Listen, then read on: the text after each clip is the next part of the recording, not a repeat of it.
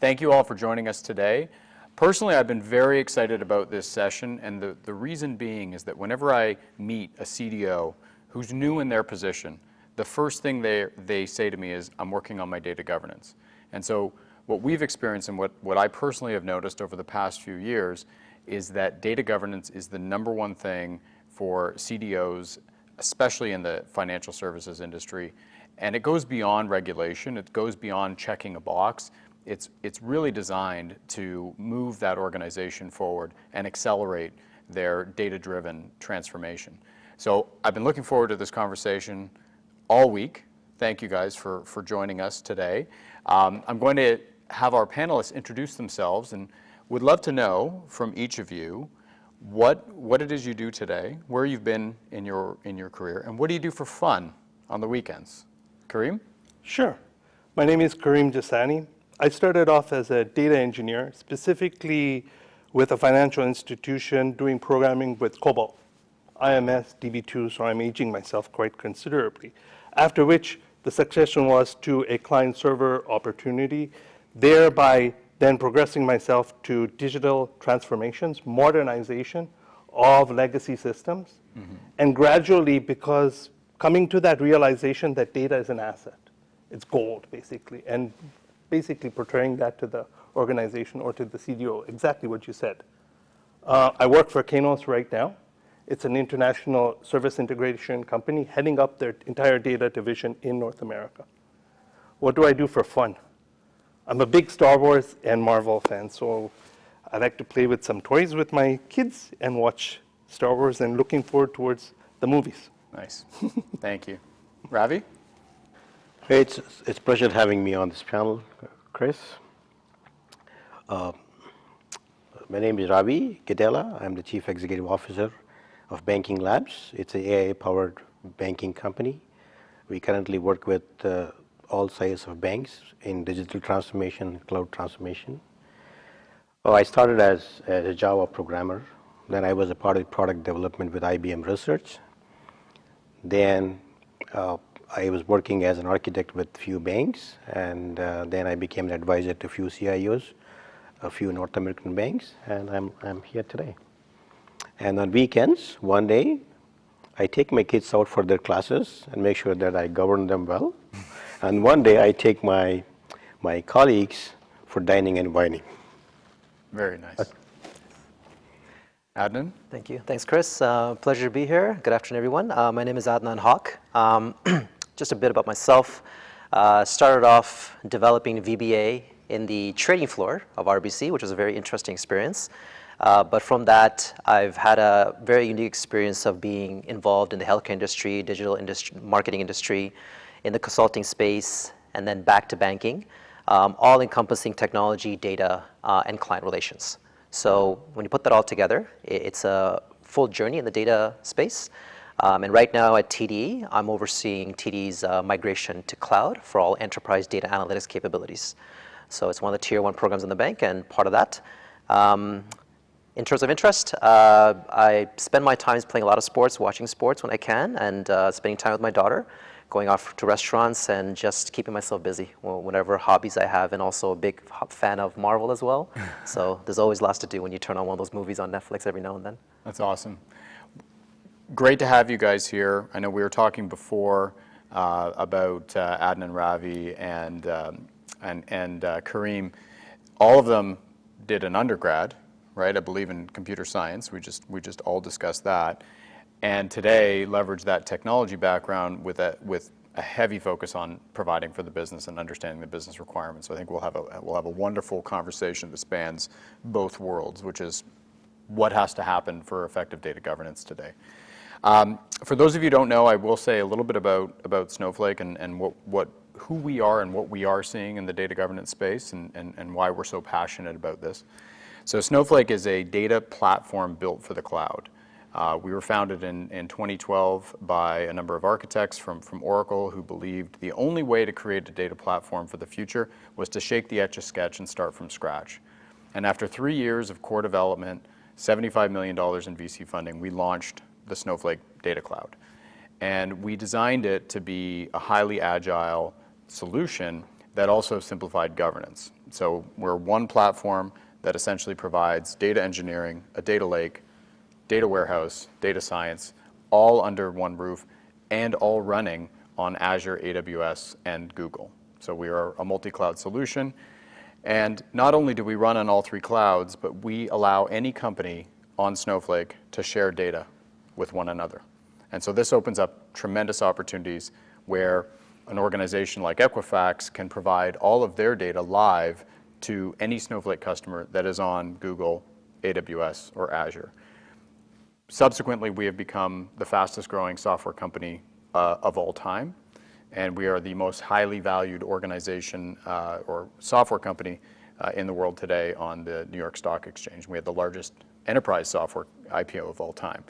The reason why all this great stuff is happening, why we are literally doubling our business every year, is because we've created essentially a global database for the entire world. No matter what cloud you're on, you're connected in this data cloud that shares data back and forth. From a governance perspective, we know that we can't have this level of sophistication and this level of solution without a keen focus on governance. And what Snowflake views governance as is knowing your data, protecting your data, and unlocking your data. That's how we think about it. Know, protect, unlock.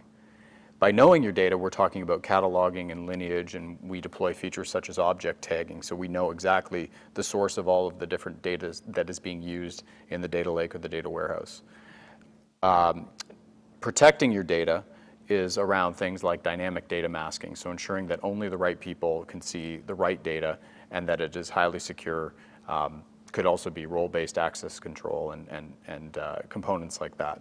And then the last thing that we do is really unlock the data, which again is sharing within your organization, but in today's world, it's all about also sharing with your external organization, with your partners that are helping you fill out KYC details, from your data providers that are helping you make better decisions. So that's essentially what Snowflake does and how we approach governance. And governance as well, from what we've noticed, it is more complex than ever before. I think we would all agree, right? Yep. 10, 15 years ago, they were generally monolithic data systems, less data users, less data scientists, less amount of data, and the time value of data was a lot lower. So you didn't necessarily have to make such timely decisions to keep up with all of the different use cases and so on that were going on. The world has become a lot more complex, especially in banking.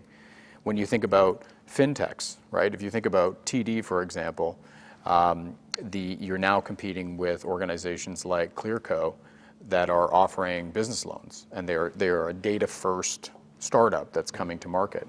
So data is more important than ever before. There's more data scientists than ever before. There's more data analysts. There's more data sets.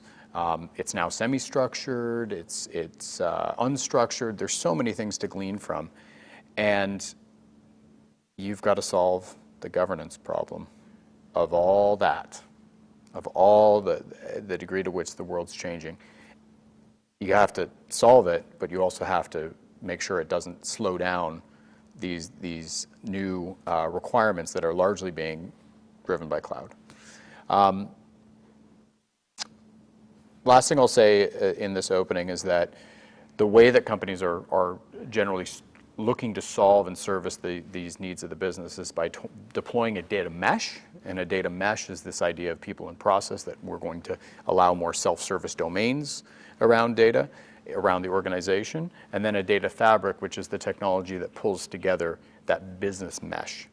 And so this is, again, another level of challenge for us to figure out from a governance perspective. So Kareem, you've been at the forefront of designing and implementing data governance programs in your career. What are, from your standpoint over the years, what are the primary business drivers that are really sparking these data governance programs? I'll tell you, the driver specifically from my experience has been roughly regulatory, right? But now, I was reading a Globe and Mail article a couple of days ago, and they did a survey. Data security is first and foremost, completely. And everybody's top of mind. They've said 89% of the Canadian market, they will not touch an organization that has a data breach. right? So data security, as well as the customer journey, right? Those two hand in hand have to be completely together, right? So not only do you have to have that security level, but that journey has to be seamless, right? Or else you'll lose the customer, right? The banks have successfully done that from my observation, right? Whether it be TD, CIBC, RBC, in that they've made that journey much, much more eventful, much more, like, let's say buying a car. You can still do that leveraging a TD app, right? Or insurance, right? Unheard of 10 years ago, right? And because of that, but at the same time, security. Now, are you going to compromise on that security just so that my journey is going to go better? No. They're both hand in hand, and that has to be key from an enabling point of view. And that's the driver behind it, right? Who do you, so you've got security, you've got the need to progress the business from an agility standpoint, and yesterday's org structures probably don't necessarily support this, the number of stakeholders that are required and the goals that are required. So Ravi, I got a question for you. In terms of the organizational design that you're seeing for companies to effectively deploy data governance, who are these people and how are they organized to get this done?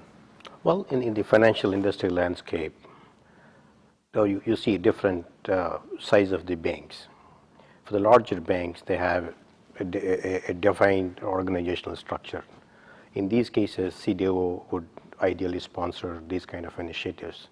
This is partly because data is an asset. Today, everybody wants to organize, operationalize, manage, and monetize. This is the asset today that every industry has, so has financial services. When it comes to the second-tier banks, they may not have a title CDO, but these initiatives normally sponsored by CIO or CRO, partly because this comes under one of these two organizations. Right. So the reason being, when you go to the second-tier banks, they predominantly go as software as service models because of the way they are and the way they are structured. Particularly in the context of RegTech, data is not in the best shape as we would like to see the data. That's where data governance is no longer optional. It's a mandatory for now and also for tomorrow. Awesome. Yeah, that's great. I'd like to actually then take it to the specifics at TD with Adnan. From an organizational perspective, how has TD arranged yourself, and who are the primary sponsors of data governance? I mean, it's a tale of two tales in a very short period amount of time. I mean, if you look at TD's history back in, say, 2015 and on, data was becoming more proliferation. A lot of organizations were using data as the gold, like you said, and leveraging that gold in terms of what capabilities does it bring. And then from there came additional learnings and how do we need to further mature the way we worked, right? So at one point, you would have the business team, the technology team, kind of managing their own budget, their own fundings, and they would work together, but they would essentially be two different functional groups. And sometimes in between, you'd have change teams that would link the groups together. And that's just not a TD. In my experience with other organizations like RBC, same idea. We found over the years, and this is also happening in TD, that culturally there's been a shift in the sense that it's not about segregation between technology and business. It's to be in the same team working together and functionally arranging the teams as one. So merging the teams. And on top of that, creating a data governance CDO that will provide guidance and direction that they would take as input for, say, initiatives or portfolio programs to deliver on. And some of these being RegTech, for example. And obviously a lot of other key tier 1 programs or tier 2 programs within the bank. So we are seeing a shift in how we operate. There's less and less of this is business, this is tech. It's more about how do we work together because data is common in terms of its application of use across the enterprise. And how do you educate the business on data governance? Yeah, very good question. I mean, it's got layers. When we say business, it also depends who you're speaking to. There's business, say, at the teller level. There's business at the mid office, front office, back office level. At the end of the day, the key thing is about use case and how can people read the data in a standardized manner that makes sense to them. So data governance, when it comes to business, has a heavy component to make sense of the data and leverage it to create predictive analytics or models that kind of forecast ahead how a customer journey will be. The example you provided on customer journey being key. So customer journey is a key driver. Then on top of that, there will be use cases. Then there's commonality. And then there's data standardization, data quality, data integrity, which are a little bit more of the back office, mid office level. But it starts from the bottom up. And eventually, they kind of merge worlds together. Right. Yeah. We're hearing data literacy is incredibly important. Yep. That's one of the things that we believe is one of the things that is here today, but is certainly becoming more and more important when we speak with our CDOs. And part of literacy and data literacy is understanding the importance of data, so that they understand, everyone understands the importance of governing it. And Ravi, I'll ask you the question about data literacy. How best are companies deploying a data literacy strategy? Well, it's a great question, honestly. For the longest time, data governance was always optional because people perceive that there's a lot of cost associated. In all fairness, working with few big banks in North America, we realized that's a fact. It's no longer an intuition. It's partly because the way it was done, the way it was structured, and with all due respect to all the execs in the bank, they always make best decisions at point in time. But that may not be the best today because of the advancements of technology. Now, every executive looks about only 3 parameters: the cost, the risk, the growth, and the efficiency. And when we bring these 4 dots connected together for a unified message, everybody gets it. When we do the business case to a lot of the CIOs, when we go to them with an objective-based study and also the expenses in the next 5 years term, and when they see and they believe there is a benefit out of this, and certainly they will buy this the strategy. But oftentimes, when business and technology, they don't work together, and when they have different agendas in an organization, which is not very common everywhere, but certainly as long as we work together, come with a common message, with defining all these 4 dots connected, everybody gets the message right. Right.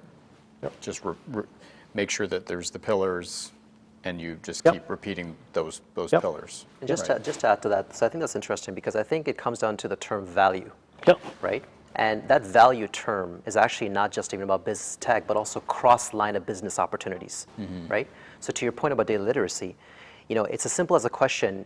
Today I do this, and it results in this much expenditure for me. But tomorrow, if I integrate with XYZ, I can have a value proposition savings of, say, X million dollars. And that's a powerful statement. Because to achieve that, you need to create a cohesion between different lines of businesses, and that cohesion leads to eventually the data. Right. What is the data? How is it common? What are the variances? And how do we address those variances? Right. So then the data literacy kicks in immediately. You need to understand the data to make it real. That's right. Yeah, absolutely. The cloud has hit us, right? Like In a wave. positive way. Pardon me? In a positive way. In a positive way. Yep. It's hit us in a positive way. It's enabled the business to accomplish more things than they ever had before. There's a lot less overhead. I think in financial services, there was always a degree of sometimes shadow data, right? Some people had perhaps a server under their desk. It isn't the easiest anymore to have shadow data pools, given that there's less hardware out there. But it is still possible that it could exist within the cloud, right? And people could sign up for different services. Kareem, I'm curious, beyond some of the speed that people could deploy SaaS solutions and the risk with that from a governance perspective, how else has the governance world changed as a result of the cloud coming in? I'll tell you. It reminds me of a saying, Kris, famous uncle, with great power comes great responsibility, right? In the same way, when I go into an organization, I ask the organization, I put aside their use cases. Honestly, that's the first thing I do. And I say, okay, What is your current state? What are you trying to do? What do you have right now? Right? Based on what you have, then you can go forward. Right? Without knowing what you have, there's no way you can have an analytics report, you can have a ML or AI report, or even data scientists. What are they going to do? Right? So it's absolutely pointless. So in that way, when you're starting off, leveraging your current assets, understanding what those assets are, and then going to the cloud, right? Because an organization like a bank will come to me, it's very expensive. It's super expensive, the governance program. It's going to cost a lot. I go back and say, you know what? Every organization I've been in the 25 years, data governance has been an accelerant, not a deterrent, right? And if it becomes a deterrent, you're doing it wrong, completely wrong, right? Because it can get so fun. And you know what the best part is? You're giving that power to, let's say, the teller, right? And saying, okay, what is this data you're doing? This is how it is, and this is how it translates. Right. And this is how Snowflake comes in, or a cloud database, right? It's a one central place that has security as its key, right? Right. That's the thing. So do you feel like the move to the cloud is a slowdown to speed up? Oh, there's no question. But coming from a Canadian perspective, it's very cautious. I know that for a fact. Right? Yes. It's in very, very much baby steps compared to being an organization that I am right now. The UK government is full on the cloud. Open source, everything is on the cloud, right? We're taking a very cautious approach into going into the cloud due to the fact that we've not done it, right? And the fact that Canadians in general are very conservative, right, as a population compared to our southern counterparts.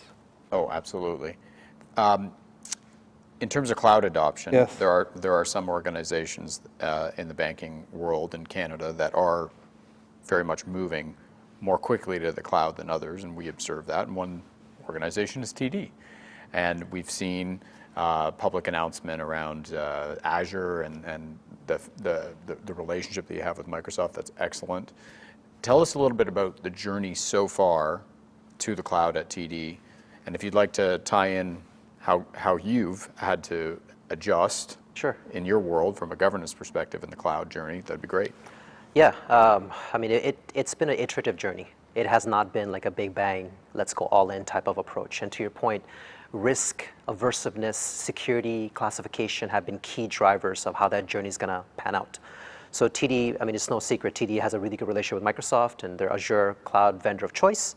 It's a strategic partnership, but it wasn't like we onboarded to cloud immediately. Like we took our steps. So within TD, we had individual lines of businesses doing proof of concepts or small programs here and there to kind of be on the cloud at a certain scale, right? And over time, that scale grew. So I think the pandemic has revealed a lot of interesting scenarios where organizations have been more open to taking risks because there was opportunities for people to kind of work in a different capacity. And so our journey to what we're doing right now is that we're moving all of TD's enterprise data analyst capabilities across multiple lines of businesses, truly an enterprise initiative to cloud. But to get to that state, we had to go through significant amount of risk assessment, significant amount of forecasting, cost-benefit analysis. On-prem, here's how I did things. In cloud, what would be the differentiating factor for me to invest in this? What is my 5-year journey as opposed to not just my 2-year journey? And then, of course, comes in the cost of doing this itself as a program. So it's very much a bottom-up, top-down level analysis, and that took a significant amount of work before we took the plunge into execution mode. So I think now that we're mid-flight in our migration, which is what I'm involved in, from a data governance perspective, I think it's almost like you can break it down into 2 layers. There's the moving of data and technology from on-prem to cloud as step 1. And then there's enabling data governance that enables consumption. And that's the key word, because at the end of the day, this is all about the user. It's all about the customer. Like the cloud program is not about a technology project or a business project. It's about the customer. But the problem is if there's data in on-prem that have a certain data classification or a data security parameter, that may not transpire like to cloud because a platform won't enable it. So from a data governance perspective, you go through significant change management. And that change management transpires with the lines of businesses who have data stewards and data owners that own that data, manage it from a privacy perspective, from a security perspective, and they have to make changes. And that changes has cascading impact on how they run their businesses and the reports, or what they report up to a regulatory program, et cetera, et cetera. So we are just touching that in our program in terms of the impact. We have a lot of privacy mitigants that we have to manage. We have a lot of security mitigants we have to manage. And those are all mandatory checklists in our cloud journey before we go anything to production. So much so that our culture in TD is very risk aversive, and we are very conscious of security and compliance. So these are drivers in our day-to-day and what I experience day-to-day on the data governance side as we try to move over to cloud in a very iterative manner as well. I'd like to go a little deeper on the data steward role. And this to me, the data steward is an incredibly important role, because as we move to data domains, as we move to card data, as we move to risk data, it could be insurance data.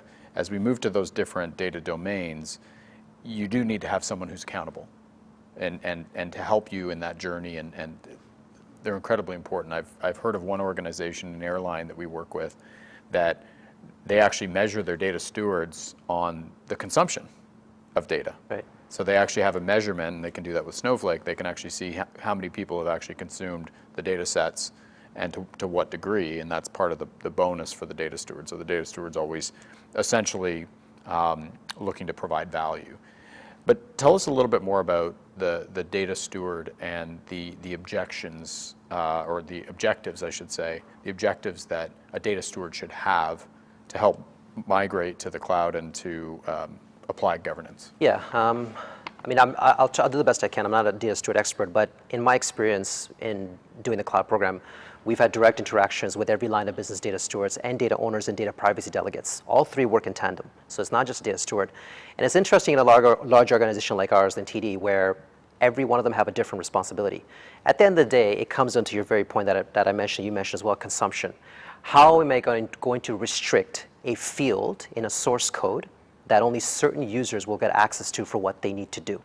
Now that's a loaded question, because that has cascading impact of, if you don't put the right classification, certain reports of consumption patterns will break. And therein lies a negative customer journey experience, right? So I think the data stewards play a critical role to manage those expectations, working across their lines of businesses, across the SMEs of the lines of businesses, but they essentially hold pen to paper to define that classification and take ownership of it. And then on top of that, there's a lot of other technology remediations that we have to do to enable some of those things, but it starts with the data stewards and the data owners taking ownership of that.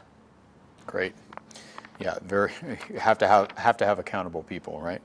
Yeah. Ravi, how, in terms of accountability, we've talked about the data stewards, right? We've talked a little bit about the organization for governance. How should a CDO measure the effectiveness of their data governance program? So oftentimes, because data is owned by both business and technology by its definition, because the organizations have evolved over a period of time. Some people will keep the data close to their heart. So that's why we have two terms, data custodian and data steward. Now, any CDO, one of the primary measuring of success of any organizational enterprise data management is how best we use the data. That's question number one. And number two, across the organization, how many people are using the data in the right way. And number three, a lot of times compliance programs are perceived as cost-centric initiatives. And Banking Labs as an organization has seen several banks in North America every time going to the product owners to get the data. Then they came to data lakes concept, but still, that remained as only a concept because the data lakes became data swamps. It was not usable. Then they started creating a consumer zone out of that. Again, a lot of effort, but still failed to produce what they needed to see. So at the end of the day, two parameters govern. A, how best we use the data for operational purposes, for enablement purposes, for regulatory purposes. As long as you cut across all these dimensions with a profitable measurement, then you are very successful. At the end of the day, if some vendor comes and asks X million, and Y vendor comes and Z million, internally some number, whatever number is cheaper and better, faster and steadier, that's the way CDOs will go measure success. Can I add to that? Yeah, please.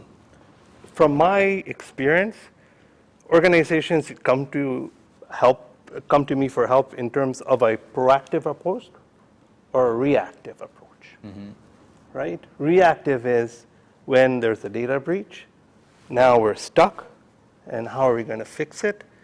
Hence, data governance. Or a proactive approach, I want to help my customer, I want to help guide that journey, and tell them or advise them that, you know what, I understand we are the custodians of your data, and we take that responsibility very seriously, right?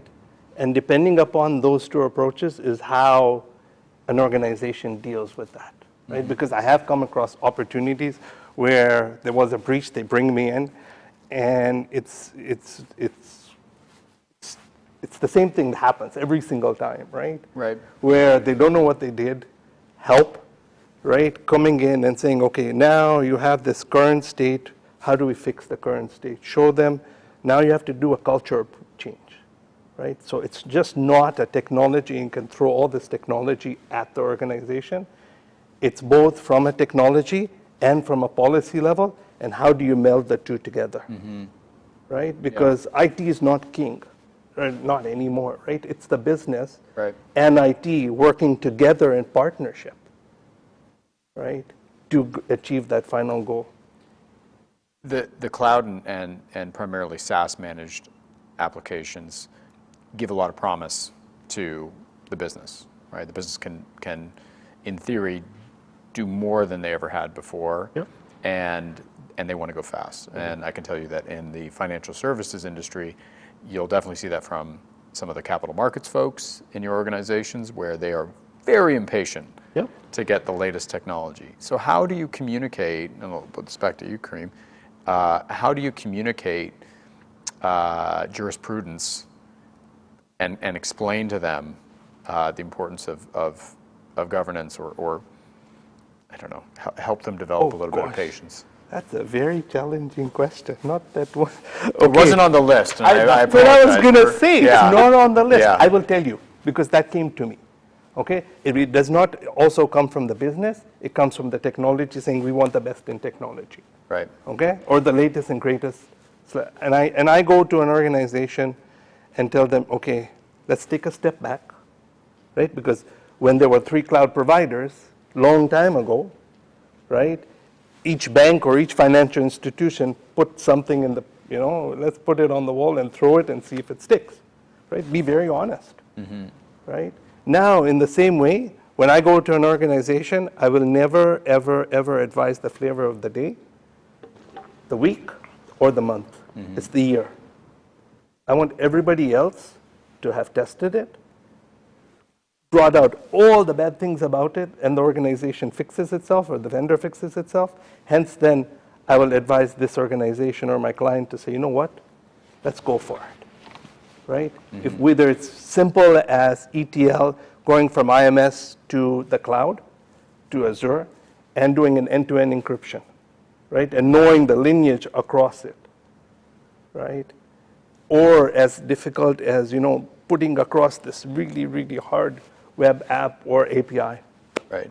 Right. Whatever it is, that's just how I am, or how I'm wired, that, I will never, ever, ever choose yesterday's news. No, I'm going to choose the one that has been tried and true and tested, right? With organizations. Right. As an enterprise platform. Right. So, and there's a full stop in there. So you're looking to accelerate through going with patterns that completely are well established. Completely. Right. Or I'll establish them and make sure they work. Right? Right. I develop a framework and say, you know what? I've done this so many times. It's foolproof. It's so easy. Let's just do it. Right. I've done it. Yeah. Right? So I know I've used Snowflake. I know it works. Okay? So then I'm going to, tell the organization, what do you want to use? Like, what is your requirement, right? Do you have a requirement of using Notepad? No problem. Let's choose this vendor. Or do you have a requirement of using Microsoft Word? That's that requirement. Right. And that's that vendor. So you must deal with this a lot. Yeah, actually, I want to share an experience that I've had. I've had the privilege of being able to stand up a data platform in the capital market space, not in my past life. It was a 4-year journey. And I think my feedback, I want to make it technology agnostic. Because when it comes to data governance, when you set up something in capital market space, you're 100% bang on. That demand is very high, pace is very high, and there's expectations because it's significant monetary benefit for the bank. So how do you create those agilities? So when we did capital market specific data platforms, the first thing we have to determine is that what is source sending us? And then although they had the same products, the data within the products from source doesn't say the same information. So for example, something like maturity date, which is a critical field in a stock in capital market space. A mature source system may call it MAT field, and another field may call it maturity underscore field. However, when you're trying to create a data platform, you need to know what is the right field because you're consolidating it into one area. Right. So to be able to do that, it's a significant effort because you have to create a data governance committee. You have to bring in SMEs who know how to read source system data. You need to be able to decipher the data working with the back-end users to say this is the right field, this is the right information. And then you need to remediate. If the data is not right, you got to go back to source and tell them to send the right information or filter it based on your use case. This is all agnostic of which platform it goes to, right? We were trying to do a Hadoop implementation back in 2014 when that was the hot platform, and very different experience, but the concept is still the same, right? Even if you go to cloud. So it was a journey for us because then there's also transactional data. Then there's end of day data, right? Maturity data. You got to also make sense of that because at the end of the day, the objective is to have subledger and ledger reconcile to give you a number of 0. And if that doesn't happen, then you're creating manual processes, which is expensive for the bank, right? So in that experience, setting up data governance capital market space really comes down to working with source, understand the data with the committee, with SMEs involved, and going one level down detail with the people who are going to use the data to determine what are their requirements, what do they want. When you stitch it together, it all comes together in a nice unified way. And by making that process transparent to the business users, would you say they have business users are 100% involved? Right. This is impossible without them. And they have an appreciation that you're trying to cut, measure twice and cut once, right? Absolutely. Right. Yeah. That's great. Going through the list here. Let's talk about that. Let's talk about the foundations of data governance in the cloud. Are there any particular, and I'll open this up to anyone who would like to chime in. Are there any new data governance foundations that have emerged because of the cloud? For sure. Like new parameters, Ravi? Well, I would rather give very specifics of the customer, but I am being governed. I cannot give specifics. When you do a good job, MSA is in place. I cannot disclose the customer. Of course. So therefore, I cannot give very specifics. But with 2 customers that we are currently engaged on this data, what happens? Everybody wants to produce everything tomorrow. But unfortunately, for a second-tier banks, the data never existed with them. Unless big banks, data is with them to the most part. But smaller banks, they use third-party products. Data is with those third-party products. But for regulatory and compliance purposes, the CAMLO, for in the particular AML and FinTrack, they need to attest the report before they send it to reg bodies. They have no idea. Whatever platform that they buy, whatever the product that they buy, the product will get integrated with all the other third-party systems. They produce a report, and CAMLO will just certify without looking at any lineage, anything. That's a fact.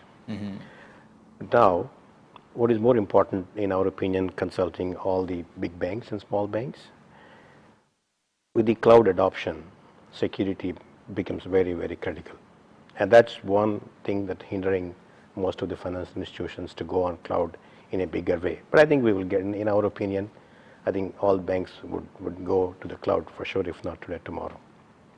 And I'm very pleased with the rate at which the banks are going toward the strategy. So we recently published an article called Total Security, because to Adam's point, customer is the key.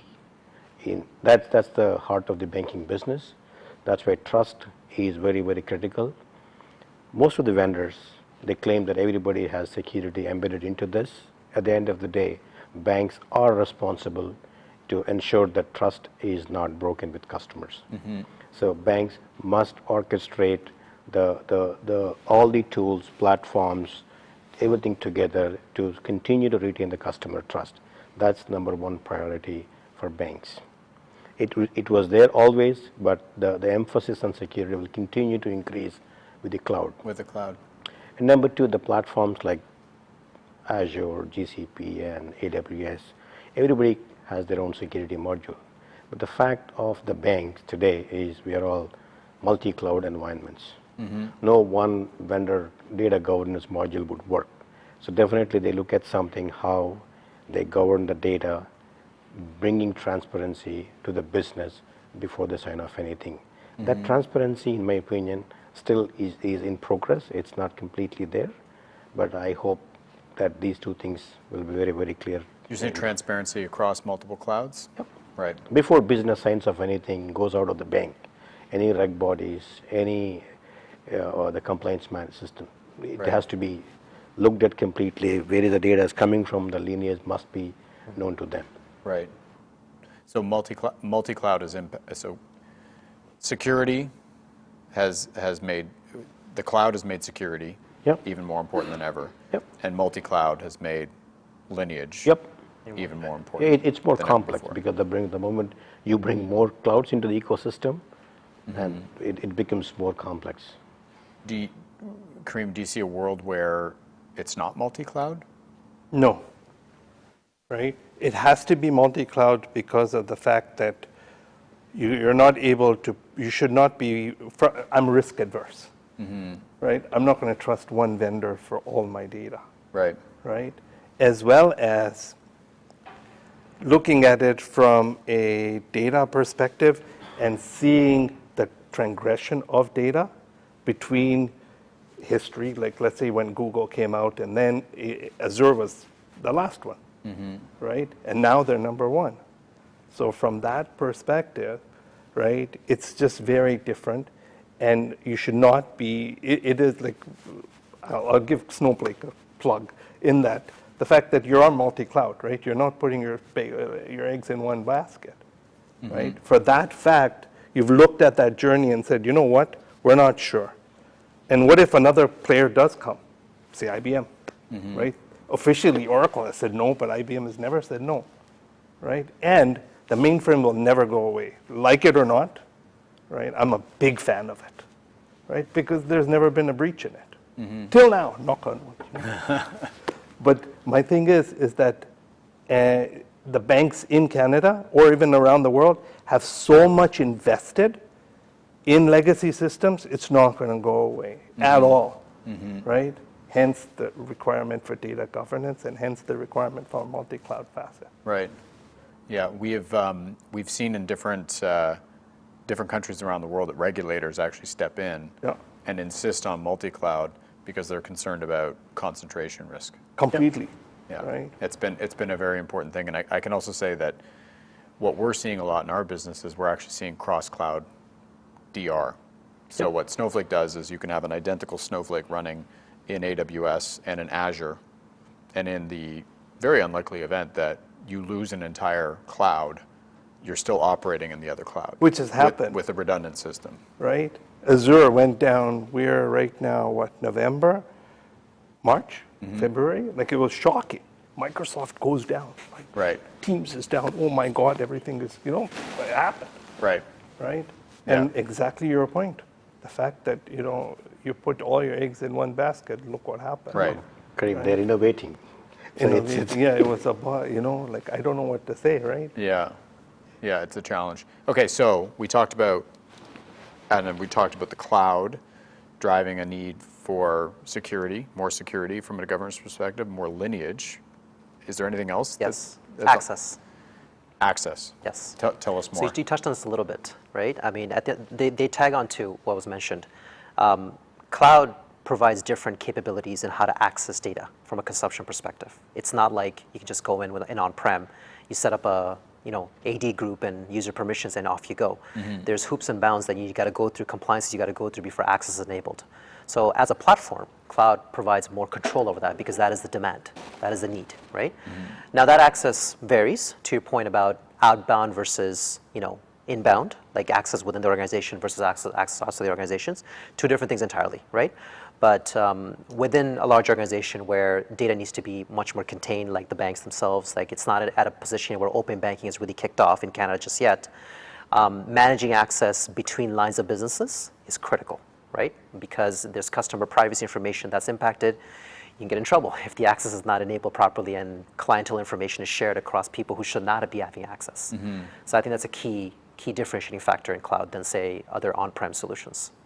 Yeah, definitely. The cloud, what we're seeing as well with the cloud is that the cloud is enabling a lot more data sharing, like you said. So there's a lot more data sharing possibilities between groups within an organization, and of course groups outside of an organization. So I think of card programs, for example, as a classic example, because most card programs have some sort of loyalty partner.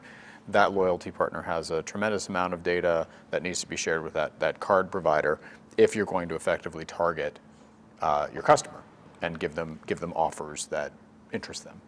And so I'm curious about this concept of data sharing and how you're seeing that impact governance. So this is along the lines of access. How is governance being applied to data sharing today? Because clearly, you talk about security, clearly FTPs is not the way to go to data share.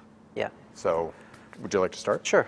It comes down to the use case, right? I mean, I think we're still at the early days of really being able to define how governance has enabled data sharing.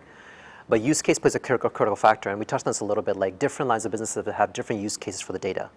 And so the question is, how do you get LOBs to work together for the same common use case, thus creating that cross-functional data sharing capability? So I think that's the first thing. We got to identify what those use cases are, because once you identify them, then you go to the more deeper level to determine what the data is required and what is the current state of that data classification, data lineage, data security policies that either needs to be changed or opened up to enable broader data sharing. So we're not quite there yet into that scenario, given where we are, but it's obviously the promised land of cloud, as you mentioned. Right. So Absolutely. Thanks. I'll give you an example. Lo and behold, like I worked for the government for 12 years. They have a phenomenal process from a data sharing perspective. Ministry of Transport, Children Youth Services, eHealth, all use enterprise data model. Thou shalt not go into the cloud or any other application without leveraging this model. It's through a governance process. So an architect, so for me, one of the biggest assets of data governance is architecture, right? Without it, it's not going to work. If you don't know your current state, you won't be able to classify the data, you won't be able to assess the data, nothing, right? From the minute concept of data architecture has to come, right? And in that way, once you have that architecture defined and enterprise level in terms of leveraging, let's say for the banks, I know they use FSDM, right? All major banks have bought it from IBM. The adoption is hard because it's a challenging model, right? But it shouldn't be. Like, bring in somebody who can translate that model into a business-friendly centric and you're golden, right? Once you have that architecture, it's easy, right? Because then you're all talking English as compared to French, Spanish, Latin, German, right? Yeah. Very cool. We've got a little bit of time left, and would like to have some takeaways for the audience here, some key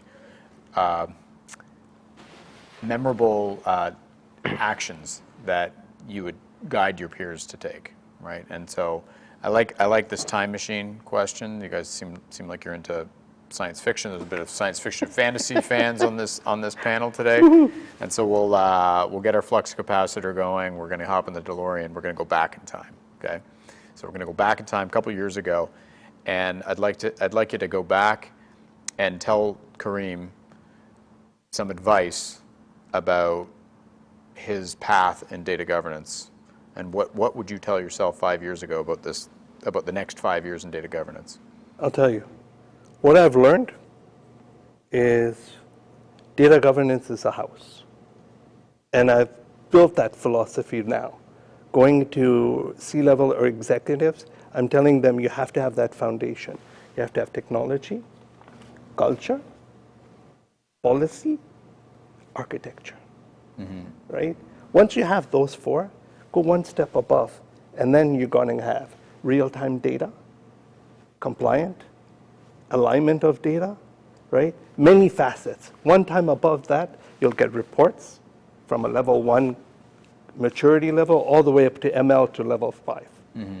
One top level is the roof, where you'll get the customer journey, data security, Right. right? All these use cases just appear out of nowhere, right? Because as a developer, you don't think that, right? You're thinking one small thing. No, don't do that. So Take a step taking a back. much more holistic approach. Because in the end, it's going to help you so much, it's Right. not funny, Right. right? Especially in the cloud. Because leveraging, let's say, for example, twin brother kind of thing, because of the fact that what he did, I did, leveraging Kafka, right, with Scotia. Right. And same thing, AML, different source code, and we leveraged FSDM on the cloud, Right. right? So to say, okay, take a step back, look at the vision, and see how you can help the organization, not just take one small thing. Right. So basically the advice you'd give yourself is just taking a much bigger picture, Yeah. broaden the aperture Exactly. as to what this whole thing And really look at it from a encompasses. roadmap perspective, Right. right? Just take a step back and say, 5 years down the line, what impact am I making? Right. So you're keeping the end in mind, Exactly. and the not North Star. saying today RBAC controls. No. Right. You're really thinking about that complete journey. You got it. Ravi, 5 years ago, tell Ravi. I did in September what my advice to the whole community with Forbes. I told all the financial institutions who are adopting cloud, regardless of where they are, we came up with a term called STAGE: strategy, technology, architecture, governance, enablement. If they take these 5 pillars appropriately, they should be good in their cloud roadmap. While they're adopting, one of the key parameters is security. We told them total, that is trust, orchestration, and tools, and others. So as long as they take these 2 things into consideration, and their LCM is taken care. That's the key message too, and they can see these 2 articles on Forbes with data fabric, data mesh, all this nice jargon. Great. Adnan? Yeah, I'll take a different spin because everything from a strategic perspective has already been mentioned. There's nothing new to state. It's pretty bang on, right? I think if I think about 5 years, and there's a couple of things. Have the mindset that data is never static. It's always going to change. The house concept. The concept of, are you going to move your house or are you going to put another floor on top, using that analogy. But the mindset is that you need to be open to change. So data governance is a byproduct of that, not being static. So as a guiding principle, that's key. And then when you think about it from a major transformation initiative, the implementation side of things, right? Need to assess if the preparedness level is right. Is the data quality today appropriate? Does the data need remediation today before we embark on a large transformation initiative? Because what ends up happening is that if you don't take that stance, those become dependencies in that transformation initiative. They add to your risk log, they add to your program milestones, which you may not have otherwise forecasted because you just wasn't aware. So it is worthwhile investigating from a data governance perspective before you embark on a large initiative. Should we be looking at the data as is today and within reasonable limits do something about it? Or are we going to be taking acceptable risk parameters that we'll assume later on? And having that conversation is super important so that you're not surprised later on down the road. Excellent. Well, that's very, very helpful. I'm just thinking about the themes that we've had and that we've discussed today. And one theme that stands out certainly is the idea of communication. right? You said it yourself. It's a journey. Data is a journey, not a destination. You'll never be done. It's always going to be more and more complicated. You're always going to have more stakeholders. Their demands are going to be higher and higher. And by communicating a consistent data governance philosophy, keeping it measured, keeping it updated, you're better off having the whole. You will be better able to gather the whole organization in one place. So I've definitely heard that today. Being flexible, being agile, failing fast on some of these initiatives, being able to come back and adjust as necessary. I've also heard that definitely as another tenet to deal with the cloud. We talked about making sure there's the security from a cloud perspective, making sure there's the access from a cloud perspective, and having those come into play. And then the last thing I'll point out is that I think all of you have described have a keen eye for future-proofing what you're working on, right? You're considering future-proofing for multi-cloud. You're considering future-proofing for data sharing, and you're talking about future-proofing for the unknown. How are we just going to have this be flexible in the future? So I'm impressed in the philosophies that you have and the themes that have come out in this session, and I'd like to thank you all for joining us today. I think it's been a great panel, and I will pass things back over to our wonderful host, Paul.